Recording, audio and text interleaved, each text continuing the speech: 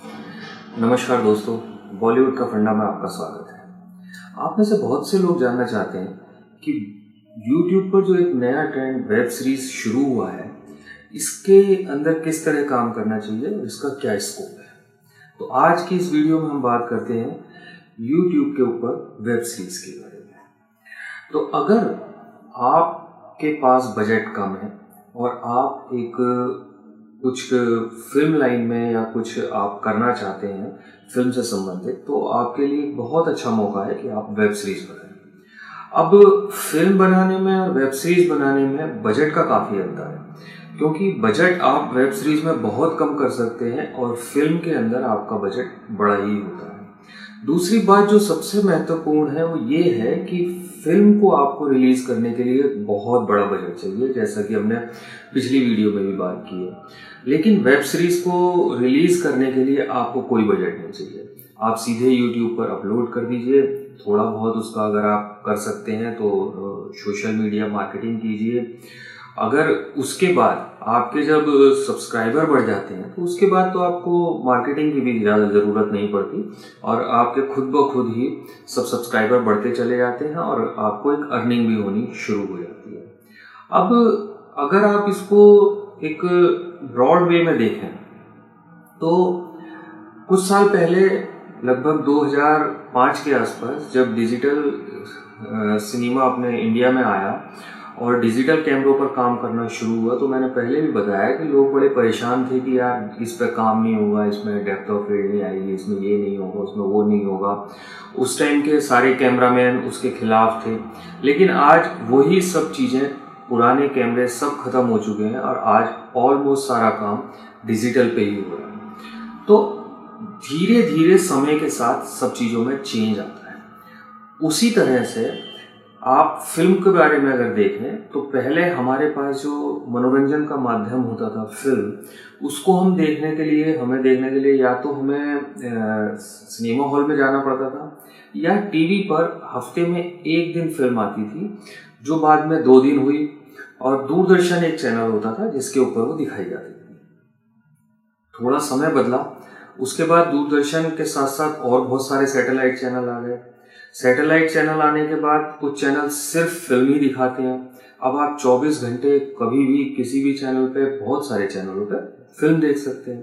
तो आप उसमें पसंद का भी आपको मिल गया कि आप कौन सी फिल्म देखना चाहते हैं। 10 चैनलों पे 10 अलग अलग फिल्म एक ही समय आ रही हैं, आप कोई सी भी फिल्म चूज कर सकते हैं। उसी तरह अभी पिछले कुछ सालों से इंटरनेट का दायरा बढ़ गया। अब इंटरनेट का दायरा बढ़ने से क्या हुआ कि जो लोग सिनेमा हॉल जाते थे या टीवी पे फिल्म देखते थे, उनके पास एक और माध्यम आ गया कि वो इंटरनेट पर भी फिल्म देख सकते हैं। अब इंटरनेट पर भी इंटरटेनमेंट उपलब्ध हो गया, वहाँ भी आप देख सकते हैं, सिनेमा हॉल भी जा सकते हैं, आप अपने टीवी पे भी देख सकते हैं। तो अभी बहुत सारी चीज़ें उपलब्ध हो गई जिससे आप अपने को एंटरटेन कर सकते हैं।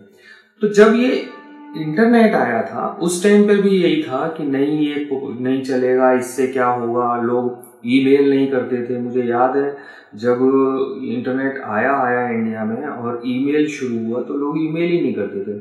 उस टाइम पोस्ट ही होती थी, कोरियर होते थे और उसी से चिट्ठियां आती जाती थी और उसमें हफ्तों लग जाते थे। आज आप ईमेल लिखते हैं, तुरंत सामने वाले के पास पहुंच जाती है। जो काम आपको करने होते हैं वो दिनों की बजाय मिनटों में हो जाते हैं। तो उसी तरह से अब जब ये इंटरनेट आगे बढ़ता चला जा रहा है और आज की डेट में इंडिया के अंदर भी अभी ब्रॉडबैंड की स्पीड काफ़ी अच्छी हो गई है और धीरे धीरे वो बढ़ती चली जा रही है और आगे आने वाले टाइम में अच्छा ही होगा। हमारे प्रधानमंत्री जी भी इसको लेकर काफ़ी जागरूक हैं कि डिजिटल इंडिया बनना चाहिए, डिजिटल होना चाहिए। तो जब सारी चीज़ें डिजिटल होती जा रही हैं तो आने वाले टाइम में होगा क्या कि इंटरनेट सबसे बड़ा माध्यम बन जाएगा एंटरटेनमेंट का। जब आप इंटरनेट पर ही इंटरटेनमेंट कर पाएंगे तो आपको दूसरी सब जगहों से आप थोड़ा सा हट जाएंगे और उस टाइम पर इंटरटेनमेंट के लिए जो इंटरनेट है उस पर आपको इतने ज़्यादा ऑप्शंस मिलेंगे, क्योंकि यहाँ आपको टीवी से भी ज़्यादा ऑप्शन है। पहले सिर्फ सिनेमा हॉल, उसके बाद टीवी के बाद अब इंटरनेट। तो आने वाले टाइम में होगा क्या कि वेब सीरीज, फिल्म्स वो इंटरनेट के लिए ही बना कर दी। अब जिस तरह से सीरियल बनते हैं उसी तरह से यूट्यूब के लिए वेब सीरीज हो गई। तो अगर आप वेब सीरीज बनाते हैं तो इस टाइम पे अगर आप शुरू करते हैं तो आप इस लाइन में पायनियर हो गए, आप सबसे शुरू की पंक्ति में आ गए। लेकिन उसके लिए ज़रूरी है कि आप एक अच्छी वेब सीरीज़ बनाएं।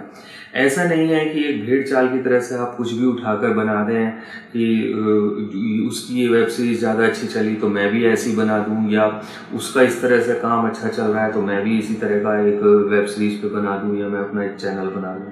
तो उससे आप लोगों को बचना चाहिए।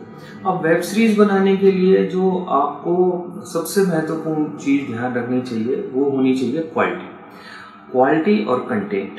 अगर आपके इन दोनों में से कोई भी चीज़ गड़बड़ होगी तो आपकी वेब सीरीज़ उतनी पॉपुलर नहीं होगी।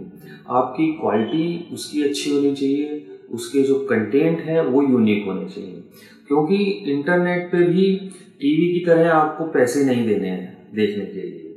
आपको स्विच ओवर करने में वहाँ से 1 सेकंड का भी टाइम नहीं लगता, आप फौरन उसको बंद कर देते हैं, दूसरी वीडियो पर चले जाते हैं। तो इसलिए अपनी वीडियो पर आदमी को बांध कर रखने के लिए आपको ये बहुत ज़्यादा ज़रूरी है कि आपके कंटेंट में जान हो, आपके कंटेंट बहुत अच्छे हों।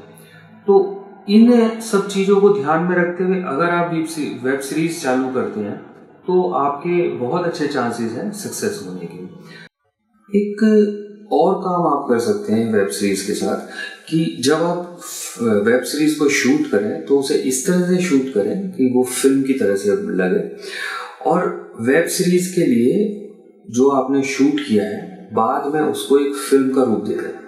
तो जब आपकी वेब सीरीज़ ख़त्म हो जाए तो उसे पूरा फिल्म का रूप देकर आप उसे यूट्यूब पर और डाल सकते हैं। क्योंकि कुछ लोग ऐसे होते हैं जो सिर्फ वेब सीरीज़ ही देखते हैं, कुछ लोग ऐसे होते हैं जो वेब सीरीज़ की तरफ नहीं जाते, सिर्फ फिल्म्स देखते हैं।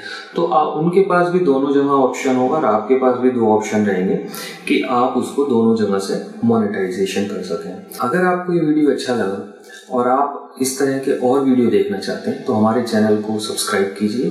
आज की वीडियो के लिए इतना ही। नमस्कार।